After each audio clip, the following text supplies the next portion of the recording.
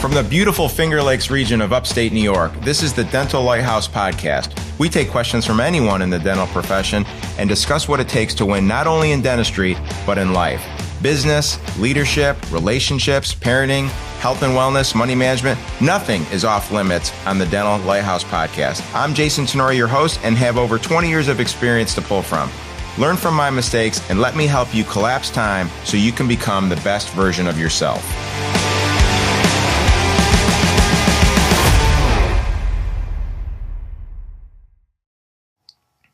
Yo, Dr. Jason here, Dental Lighthouse Podcast. Going to share a crossover episode, and I don't normally do those because I don't feel they bring a ton of value, and that's really what I'm trying to do here is bring a ton of value.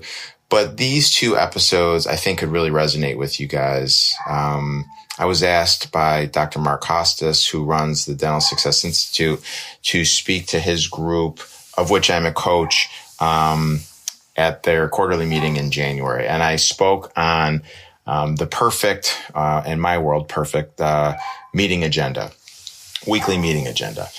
And yes, meeting agenda lectures are boring, but the material is super relevant. And I feel that if we're going to ultimately be the best version of ourselves, and if we're going to ultimately win, then we really have to have meetings that move the needle. So I presented the material. It was about an hour lecture, and we'll break it up over two episodes here. But the material really landed well with the group. Got a number of text messages and emails and what have you in the weeks following the presentation about how teams have implemented the material and have seen great results. So I would love for my listeners to have access to that material. Mark has been kind enough to share the recordings with me so I could share them with you. There's also a fairly robust PowerPoint presentation that we will have available at thedentallighthouse.com for download. So feel free to go there and download that.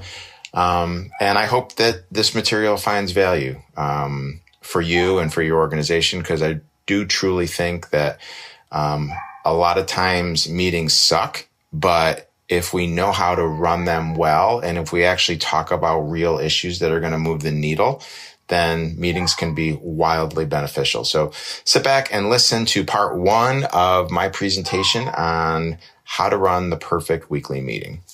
Oh, okay. Moving along just perfectly on time. Next up is everybody's favorite, Dr. Jason Tenori. If you guys didn't know, Jason has a really cool podcast. He's very prolific inside DSN. He's constantly sharing his wisdom.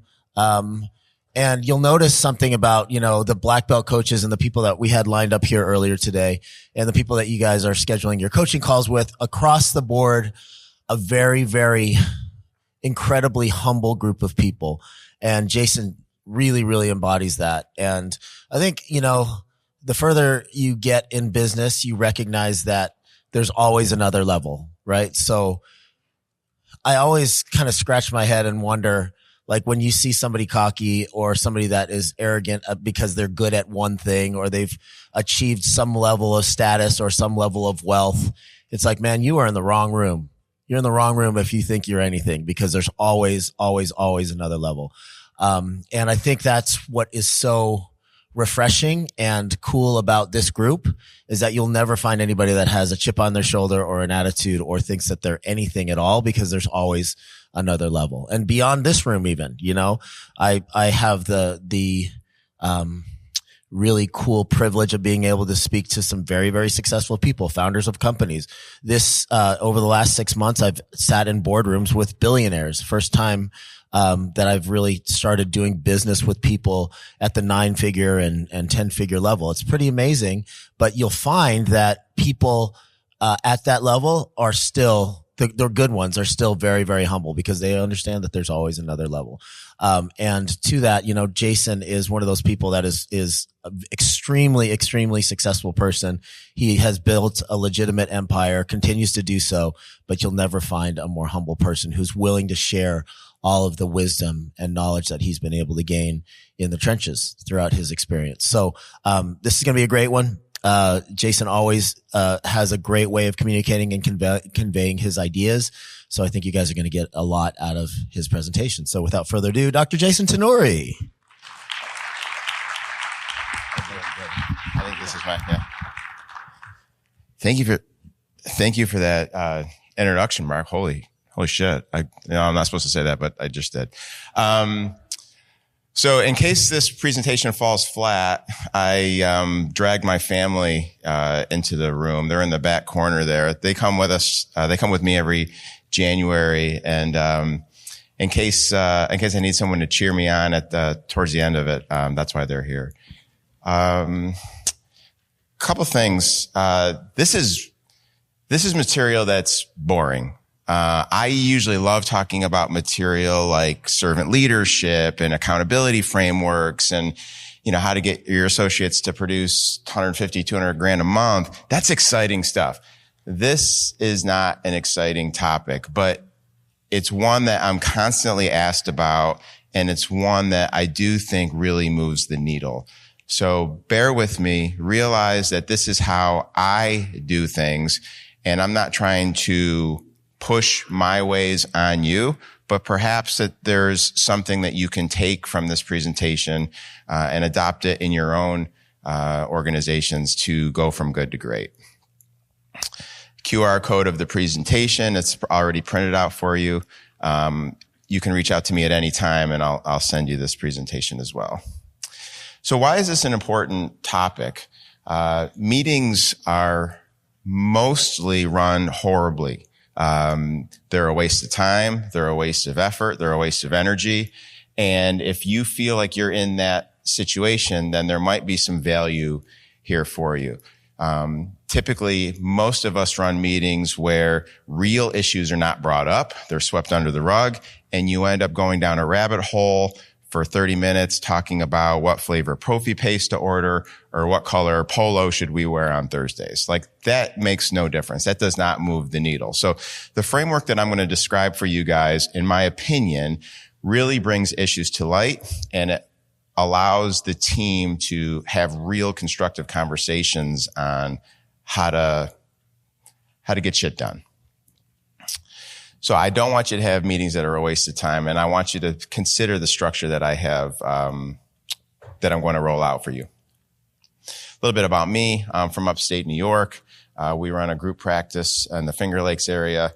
I'm married way up. I have 5 children.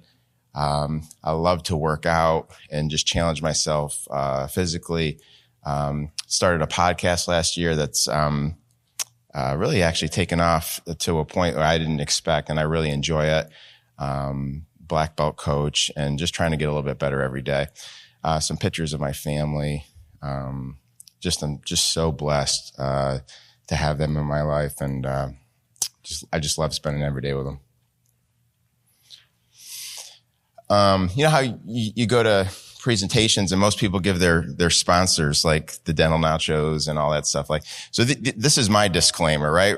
I don't have an original idea in my head. I basically take ideas from everyone else and roll them up and try my best to put my own spin on them and communicate them in a way that could possibly resonate with you because it resonates with me.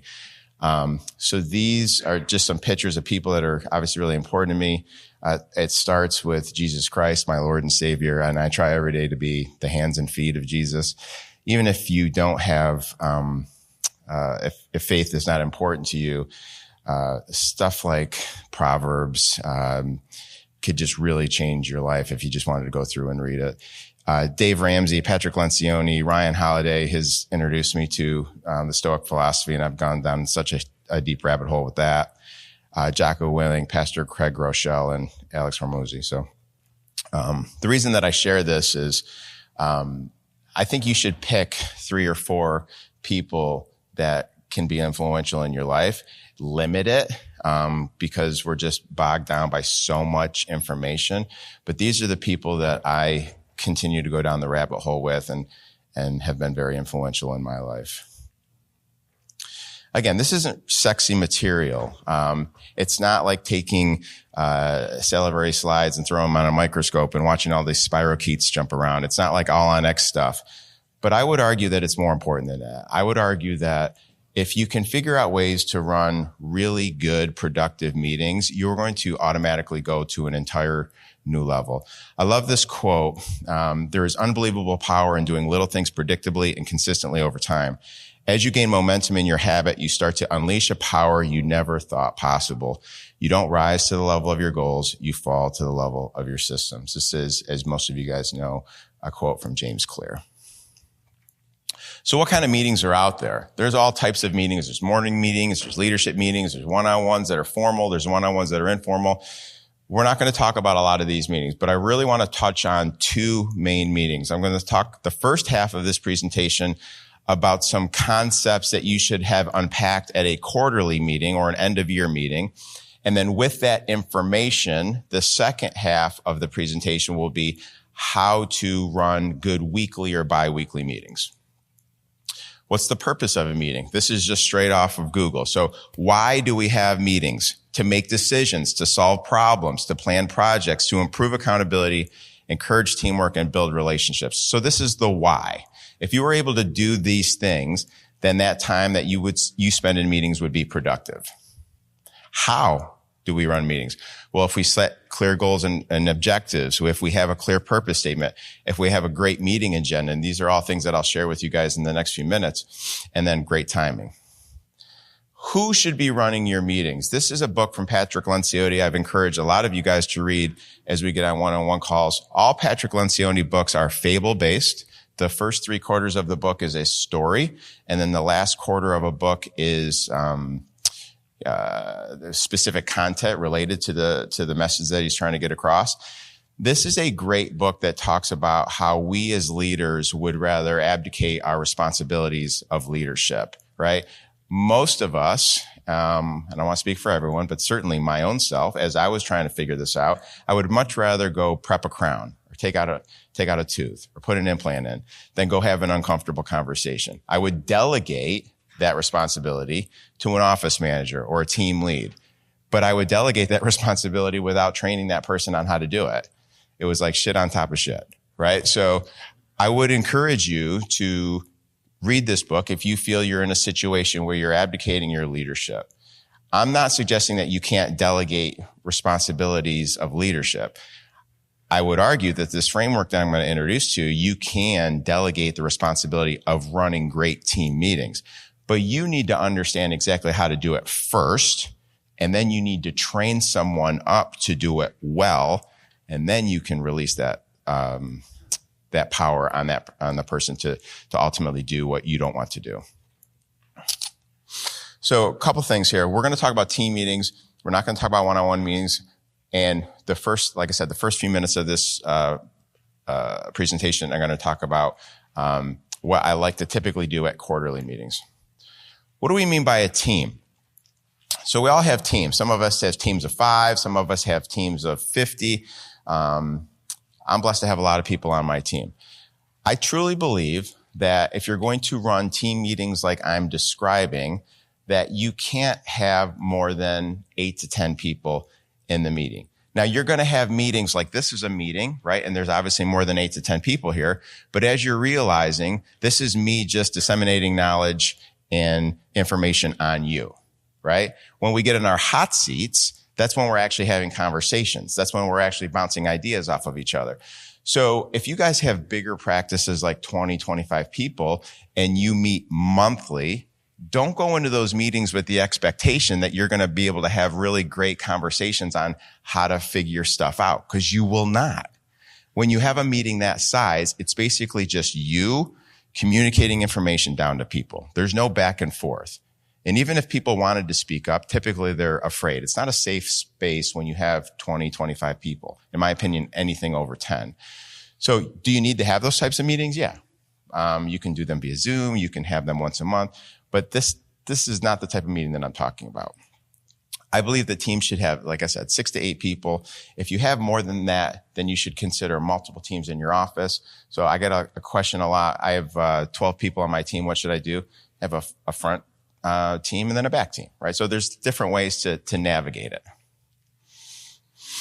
So why is limiting team size so important?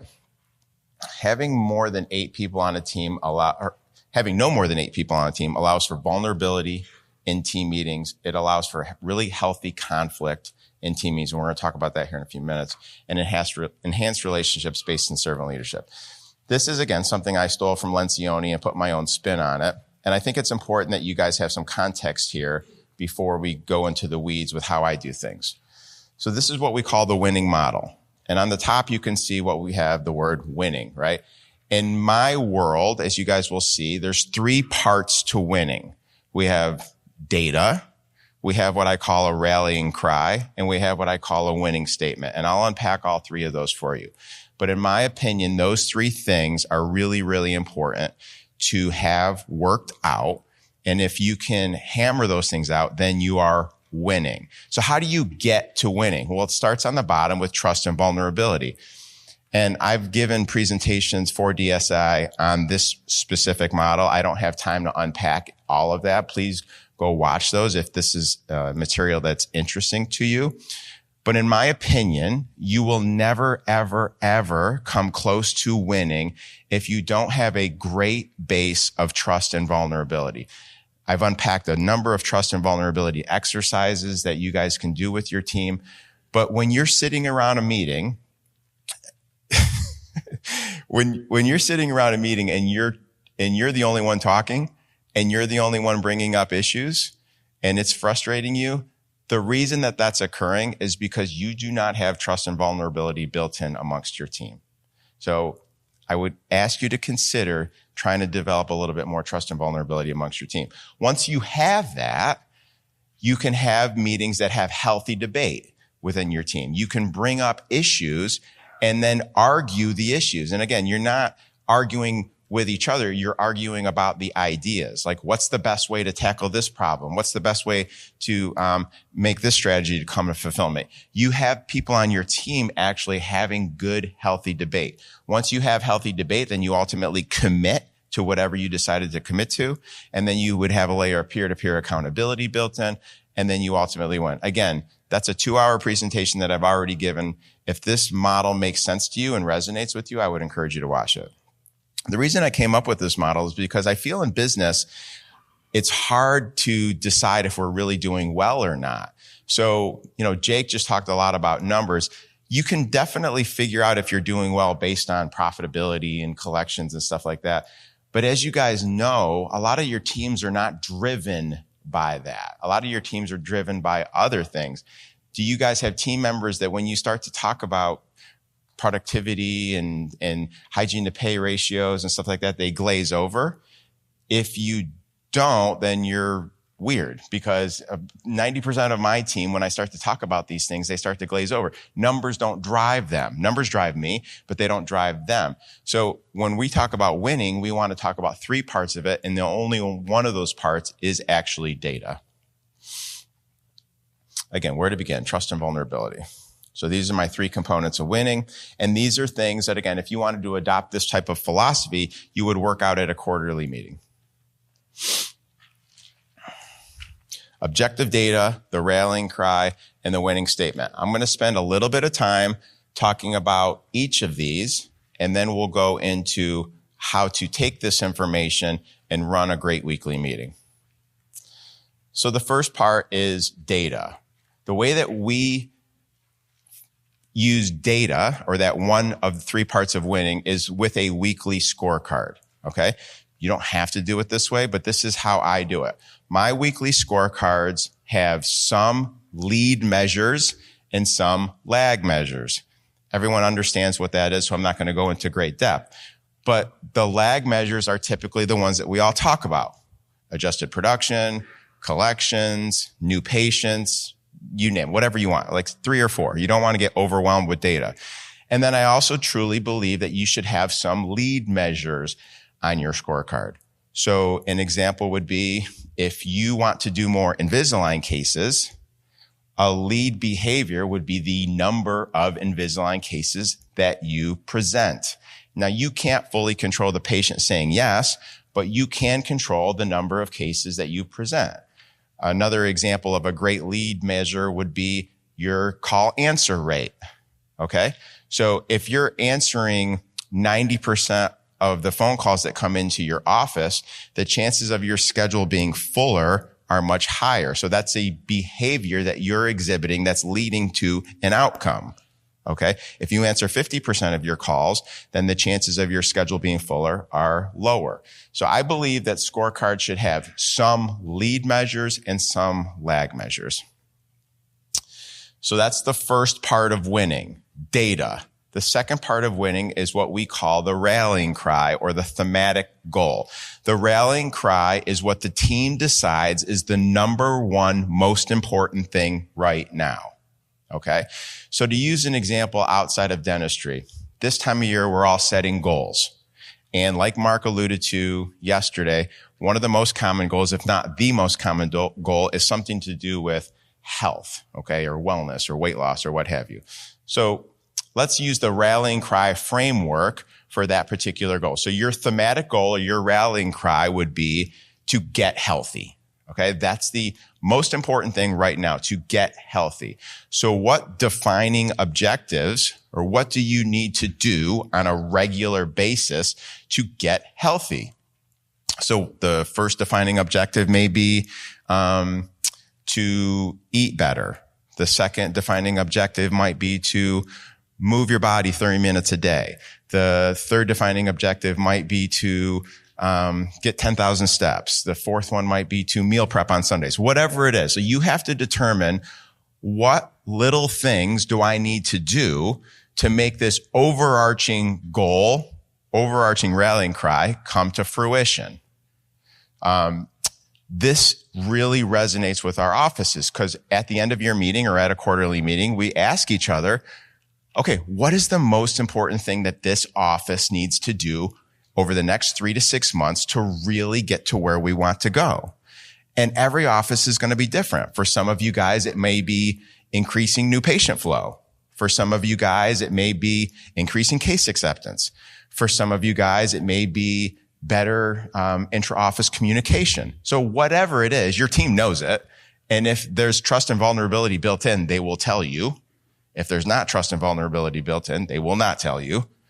So you have to figure out what's the most important thing that needs to occur right now. And then you ultimately break that down to the defining objectives that are going to make that overarching rallying cry happen.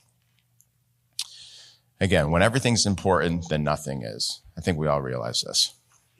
So here's an example of a rallying cry that I had in one of my offices, right? So we were trying to increase traffic into the office. So we called this rallying cry, getting butts in the chair, right? It's just some fancy slogan. Doesn't really matter what you call it.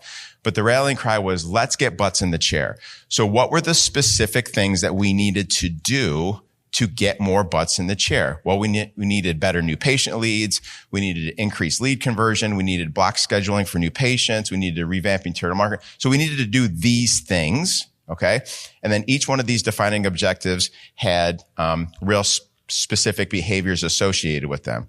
So increase lead conversion. That was one of the things that we focused on in this particular office. So what does that mean? It means empathy and edification when we're on the phone. It means listening to needs and delivery. It means better scripting, all of these things. Okay. And then the third part, remember, the first part's data. Second part's rallying cry. And then the third part is what we call the winning statement. Now, this is a little soft. It's a little touchy-feely. Some of you guys may be like, oh, Jason, this is stupid. It's not stupid. Okay. It's what your team really wants to talk about. It's not a KPI. It's not case acceptance, but I truly believe that if you can come up with a winning statement, the team can come up with this and you recite it 2-3 times a week at morning meeting. You recite it at your weekly meetings and you use it as a tool to unearth issues. You'll see the benefit of it. So what the winning statement is a 2 to 4 sentence paragraph that each person, it really resonates with the entire team. So I'll give you some examples, right? So summarizing the thoughts into a simple yet profound message so everyone on the team has clarity on what winning looks like. and we all are moving in the right direction. So here's some examples. And again, I did not come up with these. My teams came up with these. So when you have this brainstorming session, they throw out some phrases of what's important to them. So one of my offices, I go home with a smile on my face, feeling good, knowing I provided exceptional service and quality care to patients today while feeling productive with my team that loves me. That really resonated with them. Another office, I go home happy and fulfilled after having a day of positive interactions with patients and my team. We get out on time. Everything's done, clean and organized for tomorrow while on track to meet our monthly goal. So when you get buy-in and you have your team come up with this winning statement at your meetings, as you'll see here in a few minutes, you ask the question, are we winning? What is preventing us from winning? So you read this statement, is this actually occurring? And if it is occurring, great, high fives all around. If it's not occurring, then it gives you an awesome opportunity to figure out why is this not occurring and what do we need to do to fix it. So again, this last example, we get out on time. Is that occurring? We haven't got out on time in a month. Well, then let's figure that out. That's a real issue, right? So this winning statement is just another tool that starts to help you develop your issues list. Repetition is the mother of all learning. Patrick Lencioni uses the phrase, we're not CEOs, we're CROs, Chief Reminding Officer. And I shared this screenshot from Slack just to kind of prove that point. Leah's my lead dental assistant in my flagship office. We had a crazy, chaotic day, and the team really rallied together, and we just killed it. And then one of the other assistants says here underneath it, the true definition of what Jason is constantly saying. Get to your car at the end of the day saying, wow, today was rough, but I helped a lot of people and I love my team. So the assistant's winning statement is something along those lines, right? And they hear me repeat this all the effing time, right? And it finally soaks in where they're like, okay, we want to have an amazing day. We want to rely on our team. We want to go to our car at the end of the day, take a deep breath and like, wow, that was crazy, but I love what I do. I was able to help a lot of people. I work for a doctor that does great clinical dentistry. Like whatever your winning statement is, come up with it and then repeat it over and over and over. People need to be reminded more often than they need to be instructed. I love this quote from Lencioni. The only way for people to embrace a message is to hear it over a period of time in a variety of different situations and preferably from different people. That's why great leaders see themselves as chief reminding officers as much as anything else. Their top two priorities are to set the direction of the organization and then to ensure that people are reminded of it on a regular basis. So I want to take a step back and rewind the tape here just a second. What we just did is had a conversation on the three components of winning. Okay, we'll go back to that diagram. Winning was on top. And in my world, the three components, data, rallying cry, and winning statement are what's driving everything. And again, I have presentations and videos on all of that stuff. You can take a deep dive onto it if you feel that this is something that would resonate in your organization. Once you have those three things set, you can go into your weekly meeting and following this agenda to develop a list of issues that is actually a real list of issues that actually is going to move the needle for you. That's not a conversation on the flavor of Profi paste or the color of the polo that we should be wearing next week. Thank you. That wraps up another episode of the Dental Lighthouse podcast. You have a choice today. Choose to be a lighthouse. Lighthouses are powerful and steadfast. They are beacons of light for others to reference when life gets turbulent. Go out into the world today and become a lighthouse for someone. Give more than you get. True joy comes from serving others. Start today. I'm Jason Tenori, your host. Thank you for listening to the Dental Lighthouse podcast. For more information, podcast show notes, or links to anything that we have discussed today, please check out our website, thedentallighthouse.com. We would love to hear from you. If you would like to get on the show, please email us at podcast@thedentallighthouse.com.